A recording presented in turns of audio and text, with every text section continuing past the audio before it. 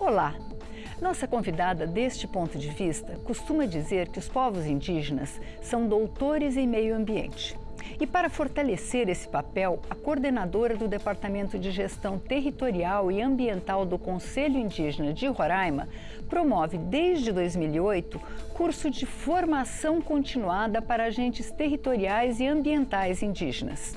Esse diálogo entre a tradição e o conhecimento técnico também foi abordado em sua tese de mestrado, defendida na Universidade de Brasília.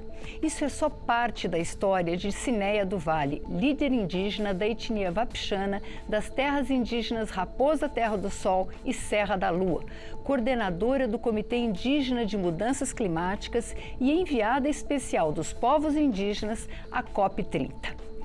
Cineia, muito obrigada por ter aceito o nosso convite. Cineia, o que significa dizer que os povos indígenas são doutores em meio ambiente?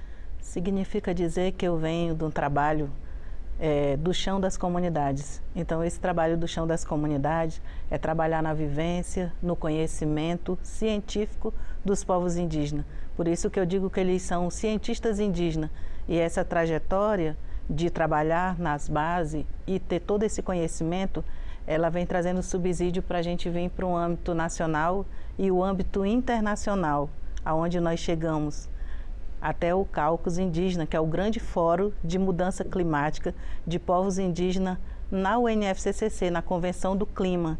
Então é um trabalho que a gente vem fazendo de base. Por isso que eu digo que todo esse trabalho que é construído a partir do Conselho Indígena de Roraima, das bases do Conselho Indígena de Roraima, tem feito uma diferença imensa nessa trajetória de dizer que os povos indígenas, eles são cientistas indígenas, são doutores na questão do meio ambiente. Pois é, como eu disse, na sua tese de mestrado você abordou esse tema, né? Esse encontro entre os saberes indígenas e o discurso técnico da ciência do clima. Eu queria saber como é que foi construída essa ponte, em que medida as políticas públicas respeitam o conhecimento tradicional? É muito importante dizer que os povos indígenas eles estão buscando trazer suas vozes nesses espaços, justamente para a gente trazer a ciência indígena com a ciência da academia.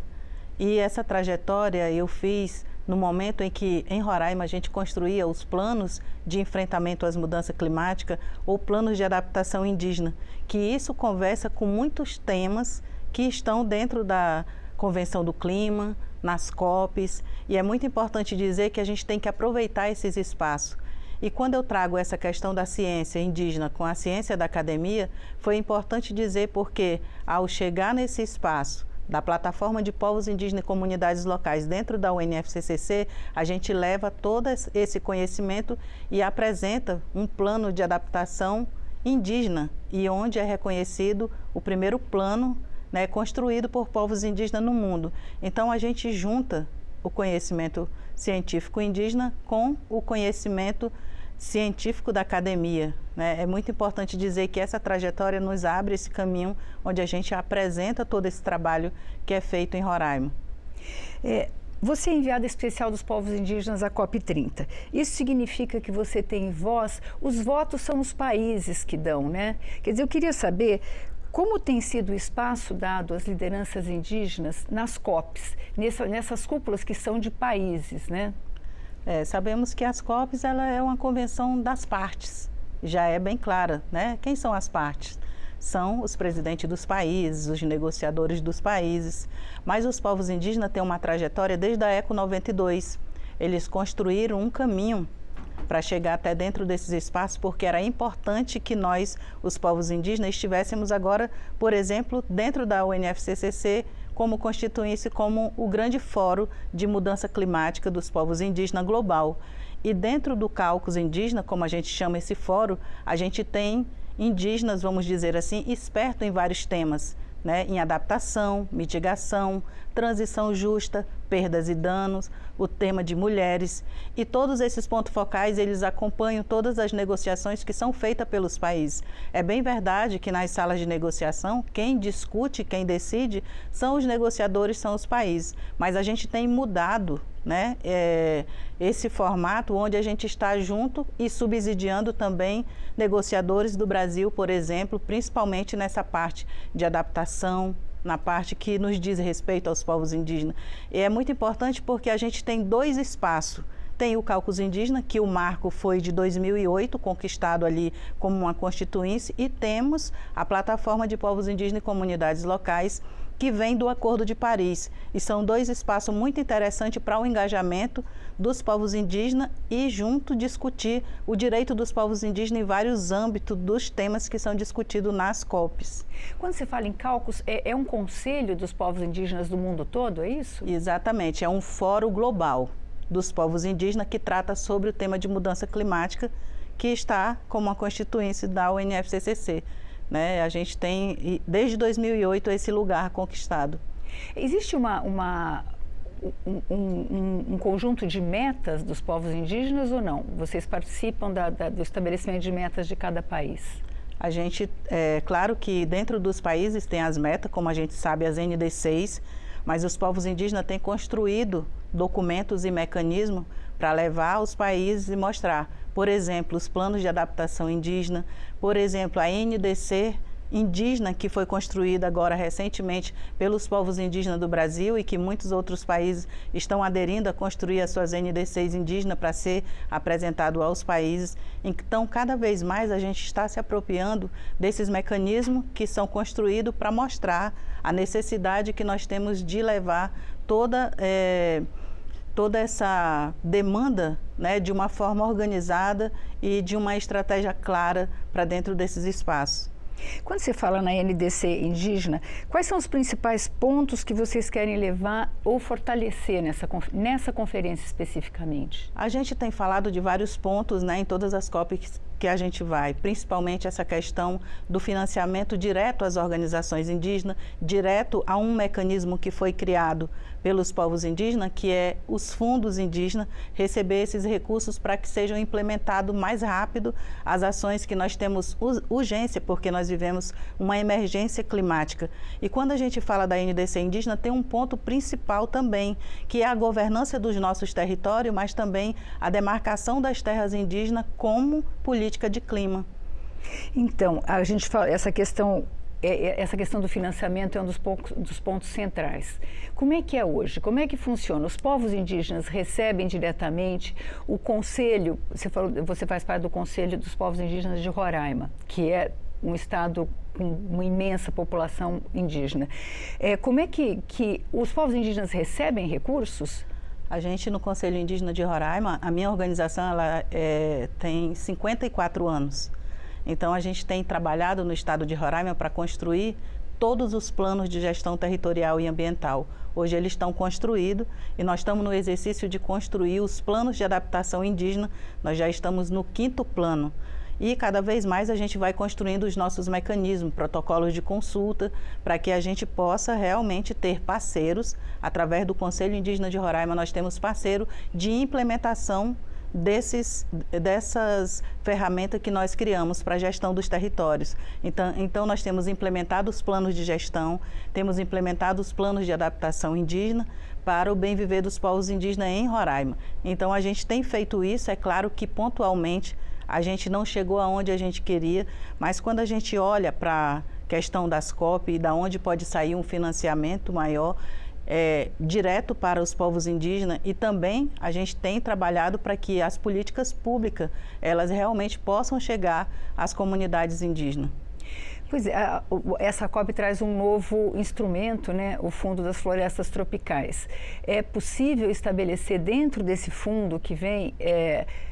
Vocês pensam em estabelecer uma porcentagem, uma coisa que vá diretamente para os povos, porque isso fica sendo controlado pelos fundos nacionais, né? Exatamente. A gente entende, né, que as políticas públicas, elas trabalham para que programas sejam implementados, mas quando nós, os povos indígenas, falamos que queremos recursos implementados, né, diretamente nos nossos mecanismos que está sendo construído, o fundo do TFFF, é muito importante dizer que a gente tem na coordenação desse fundo, né, nossas organizações indígenas, como a COIAB e a PIB, junto com a Aliança Global, estão na Secretaria ajudando também desse fundo a pensar metodologia, mecanismo, como vai ser para implementar 20% desse recurso aos povos indígenas, comunidades tradicionais. Então, é muito importante dizer que nesse momento está sendo construído essa metodologia de como vai ser implementado. Quando a gente fala de recursos também, a gente fala dessa questão dos créditos de carbono. A gente vê algumas vezes na mídia, talvez sem a divulgação que seria necessária, de um uso fraudulento da questão dos fundos por pessoas que não têm nada a ver com a floresta, que vendem fundo de carbono de áreas griladas, de áreas muitas vezes protegidas. Como é que vocês trabalham essa questão dos fundos de carbono? Então, a gente tem trabalhado, principalmente com a orientação às comunidades, que as comunidades elas possam prestar muita atenção na questão das salvaguardas, do direito dos povos indígenas e olhar qual é o mercado que está sendo implementado, se é um mercado voluntário, se é um mercado regulamentado, como a gente vê que a gente tem aí os redes jurisdicionais e várias outras modalidades do mercado de carbono. E é muito para nós, nesse momento, ter uma atenção à própria lei que já foi aprovada e agora, neste momento, estão trabalhando na regulamentação dessa lei e é muito importante que nós, os povos indígenas, na regulamentação também deixamos ali todas as nossas demandas que nós gostaríamos de entender, principalmente a tradução dessa lei para nós, como é que isso vai funcionar. É preocupante porque a gente precisa levar a informação até a última comunidade, para que elas possam ter ciência de que o mercado de carbono ele tem vários mecanismos e tem várias versões. Mercado de carbono voluntário, mercado de carbono que compra os créditos de carbono. E nesse sistema todo a gente precisa trabalhar muito nessa questão das salvaguardas. Como é que isso está chegando para nós e como está sendo resguardado o direito dos povos indígenas. A salvaguarda seria o quê? Então, a gente é mais leigo, é uma coisa muito nova, É muito nova. Então, assim, essa trajetória que eu fiz de estar acompanhando as COP desde 2011 foi um pouco para entender essa parte técnica. Como é que eu entendo esse mercado de carbono que está lá no Acordo de Paris, por exemplo, no artigo 6, e que a gente tem acompanhado toda essa discussão na COP para entrar o direito dos povos indígenas, lá no 6.4, 6.8, é um trabalho que a gente tem feito com os povos indígenas globalmente falando.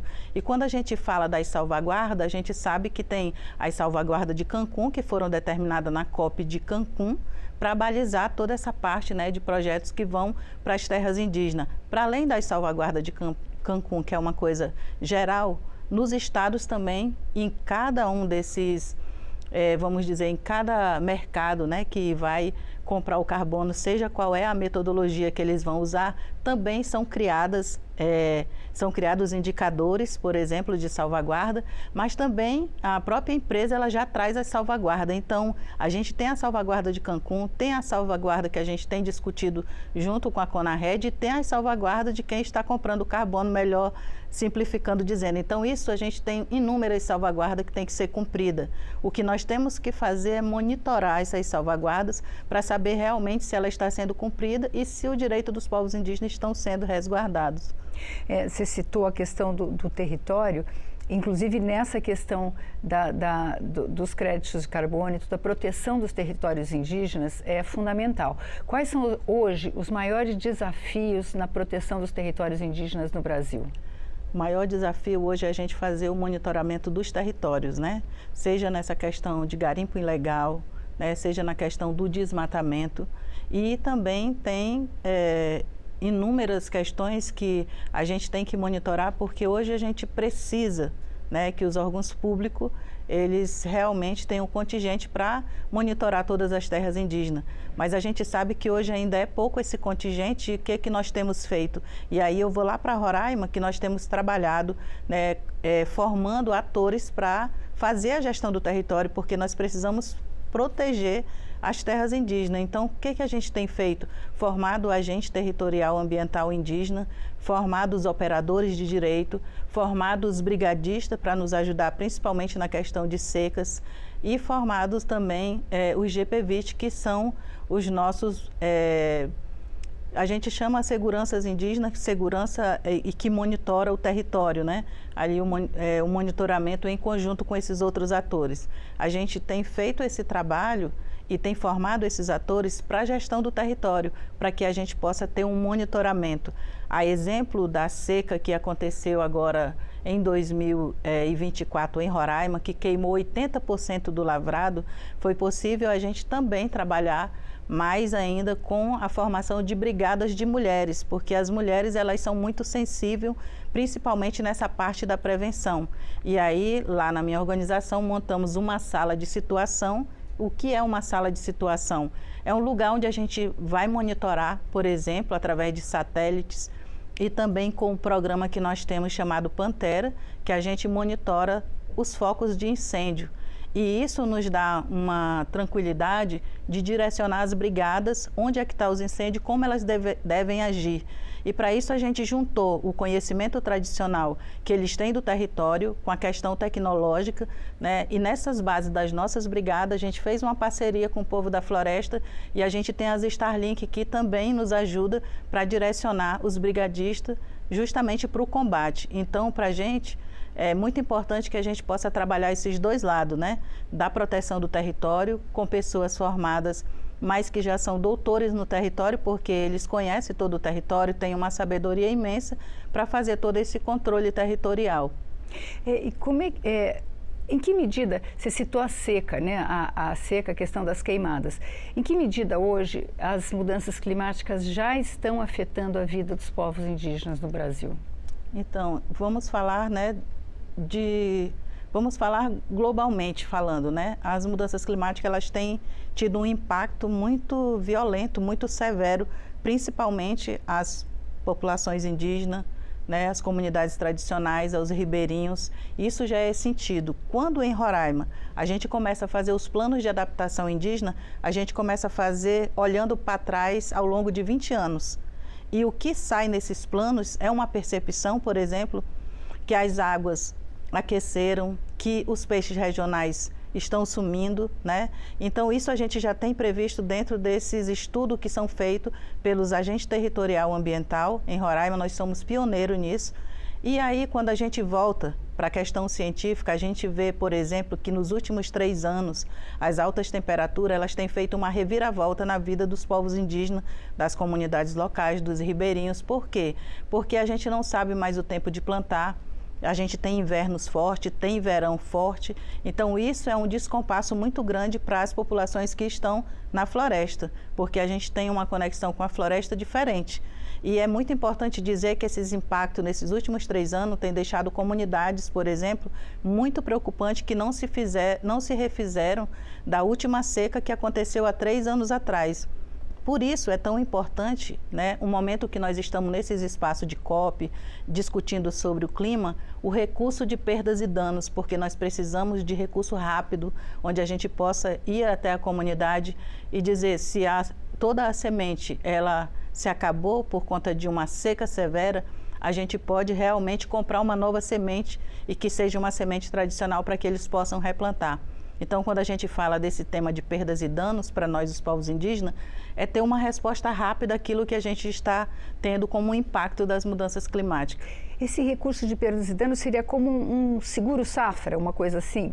Grosso modo, é um recurso público que teria que vir, deveria ser criado? Deveria ser um recurso público, porque numa das COPs, né, que foi lançado, e se não me falha a memória, foi em Sharm el-Sheikh, na COP de Sharm el-Sheikh, que foi lançado esse recurso de perdas e danos, e a gente sabe que os países estão trabalhando para que esse recurso, né, aumente, e um dos indicadores no Brasil, por exemplo, foi o Rio Grande do Sul, com esse impacto que teve, né, toda essa catástrofe que foi impactante para o mundo todo, e a gente olha agora para o Brasil, olhando para essa questão de como a gente acessa esse recurso de perdas e danos.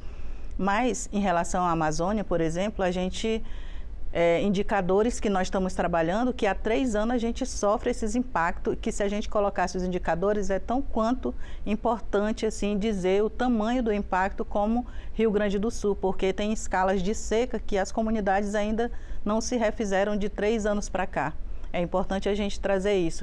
E nós trabalhamos com os nossos indicadores naturais, né? De seca, de cheia, como por exemplo em um desses planos de adaptação indígena, a gente tem a folha da aninga, que mede a seca e a cheia de igarapé. Então, é muito importante trazer os indicadores naturais também nesse espaço onde a gente discute sobre esse tema do impacto das mudanças climáticas. Sinéia, como é que você vê a relação entre a degradação ambiental, sobretudo que a gente está começando a viver na Amazônia, e a violação dos direitos dos povos originários?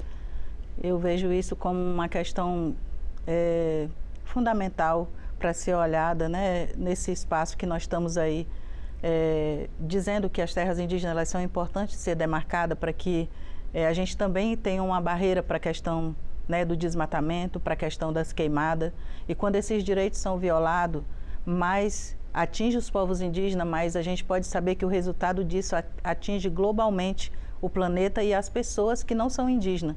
Então, muitas vezes as pessoas até têm uma animosidade de dizer, olha, terras indígenas, né? Para que tantas terras demarcadas? Mas, se a gente for olhar a quantidade de terras demarcadas que nós temos hoje, é o que segura muito, por exemplo, essa questão das chuvas, né? Porque a gente precisa olhar para isso. As florestas em pé, elas fazem com que as chuvas sejam reguladas. Se a gente tirar todas essas florestas, a gente não vai ter essa chuva regulada. Mesmo que nós sabemos que as mudanças climáticas globais nos afetam diretamente. Mas a gente está discutindo isso para que também a gente não possa chegar num ponto de não retorno, né? Porque se a gente chegar nesse ponto de desertificação da Amazônia, por exemplo, é muito importante dizer que não só os povos indígenas vão sofrer, mas como a população em geral e até outros países. Eu acho que você já começou a dar essa resposta. Eu queria saber mais amplamente quais as soluções que vocês propõem para o combate ao aquecimento global. Então, a gente, né, com a sabedoria indígena, nós somos parte dessa solução.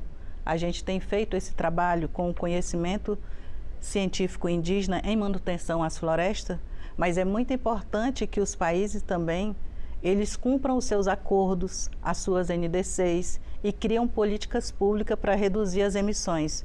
Porque se a gente não tiver isso, né, de uma forma que mais rápido seja freada as emissões, a gente corre o risco de passar de 1,5 grau e aí a gente não tem o poder de diminuir a temperatura se a gente não tiver um acordo global. Sinéia, você tem a posição de liderança entre os povos indígenas, tem o fato de que foi indicada pela própria presidente da COP para ser representante dos povos indígenas, mas fora a COP, qual é o papel, como é que as lideranças indígenas se organizam para influenciar as políticas locais, né? A gente tem o resto do ano, né? O resto dos anos, como é que vocês atuam, como é que é essa organização? Então, a gente sempre, na minha organização, há 54 anos, a gente vem lutando pelo direito dos povos indígenas. E quando a gente fala de direito, a gente fala do direito ao território, do direito à saúde, do direito à educação diferenciada aos povos indígenas.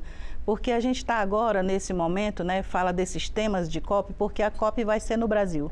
Já já a COP 30 vai passar, vai para a Austrália ou vai para a Turquia. A gente sabe que as COPs, elas vão seguir. Mas o certo é que os povos indígenas sempre teve um papel muito importante com as organizações indígenas no Brasil, que aí a minha é de base, que é o Conselho Indígena de Roraima, mas tem a COIAB, que é macro na Amazônia, a PIB, que é macro no Brasil, que faz todo esse trabalho, né, de incidência para a garantia dos territórios indígenas, do direito à terra, do direito à educação, do direito à saúde, direito ao bem viver dos povos indígenas. Então é muito importante dizer que a gente não encerra toda essa luta e todo esse trabalho que a gente tem feito ao longo desses anos, né? É uma parte que agora a gente está voltada à questão da COP, é uma questão importante, a questão do clima, e a gente tem trabalhado justamente para que a gente possa ter a governança dos nossos territórios, mas trabalhar na frente da implementação, principalmente também das políticas públicas. Eu perguntei para vocês o que vocês estão levando para a COP, mas o que você gostaria de que ficasse para a gente dessa COP? Assim, de uma forma, o que é mais essencial que se defina nessa COP? Bom, eu tenho vários temas, né, que eu venho acompanhando as COP. Então, para mim, se eu quisesse hoje dizer para vocês, olha, eu gostaria que saísse, porque para mim é interessante que no documento final da COP, por exemplo, saia no documento dizendo que as terras indígenas têm que ser demarcadas né, para a política de clima. Isso é uma questão muito importante que eu gostaria que saísse num documento final da COP. O outro é essa questão do financiamento direto, né, que realmente a gente pudesse ser, ali no final do documento da COP, ter financiamento direto aos mecanismos que os povos indígenas têm construído, como os fundos, né? Os fundos indígenas que estão sendo construídos. Por exemplo, na minha organização a gente tem o Fundo Urutu, mas sabemos que na Amazônia tem o Fundo Pudali e vários outros fundos que estão sendo construídos, porque a gente precisa de uma implementação rápida às comunidades indígenas para a manutenção dos ecossistemas e da biodiversidade. E com relação ao aquecimento global, você tem esperanças que o mundo não ultrapasse essa meta? Eu tenho essa esperança, né? Eu tenho a esperança desde que os presidentes, né, dos países, juntamente com todos os negociadores, eles possam assumir toda essa parte de acordos, mas que eles sejam cumpridos, né? A gente precisa cumprir os acordos para que a gente possa ter uma redução das emissões. Se a gente não tiver esses acordos cumpridos, a gente também aqui, quanto povos indígenas no mundo, podemos fazer a nossa parte, né? Mas se não tiver essa outra parte feita, a gente não tem uma redução. Então é até um apelo, né, a falar globalmente dizendo, olha, vamos cumprir os nossos acordos, criar políticas públicas claras, onde a gente possa reduzir as emissões. Muito obrigada, Cineia. Nós conversamos com a líder indígena, enviada especial dos povos indígenas à COP30, Cineia do Vale. Você pode rever ou compartilhar este programa no nosso canal no YouTube. Obrigada pela audiência e até a próxima.